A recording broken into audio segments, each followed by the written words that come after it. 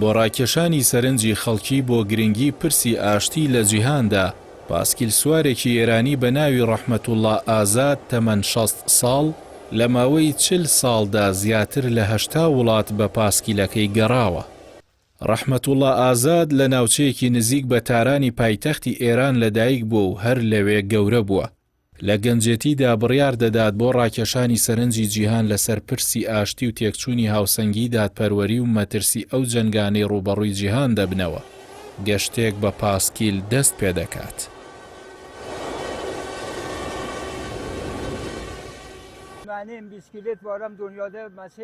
تا ئێستا سەردانی 80 وڵاتم کردووە لە کیشوەرەکانی ئاسیا، ئەوروپا و ئەفریقیا. ئامانجم هەمیشە گەیاندنی پەیامی ئاشتی بووە. هیوادارم جیهان چیتر شایەدی جەنگ نەبێت و ئاشتی باڵ بکێشێت. بۆمب و موشک و چەوسانەوە هەمویان شتی خراپن کە ئاشتی تێک دەدەن. هیوادارم ئاشتی بە شێوەیەکی ڕاستەقینە لە جیهاندا بڵاو ببێتەوە.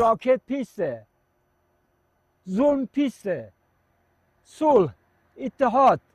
ڕەحمەتوڵڵا ئازاد ماوەی 40 ساڵە لە ڕێی پاسکیلەکەیەوە بەردەوامە لە گەشتکردن و تا ئێستا 80 وڵاتی لە کیشوەرەکانی ئەفریقیا، ئەوروپا و ئاسیا بینیوە و نزیکەی 10 ساڵ جارێکیش پاسکیلەکەی دەگۆڕێت.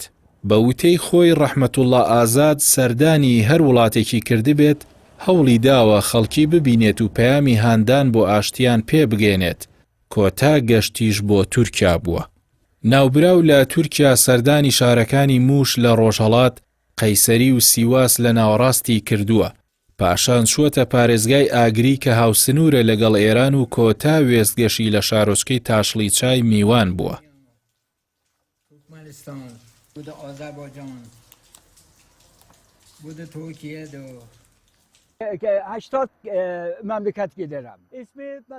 باوەڕ و ئیرادەیەکی بەهێزم هەیە خوا هەمومان بپارێزێت. تورکیا وڵاتێکی جوانە و خەڵکەکەی باش و باوەڕدارن. کاتێک دەچمە مزگەوت یان بازار هەموو کەس بە گەرمی پێشوازیم لێ دەکەن. زۆر سوپاسگوزاریانم.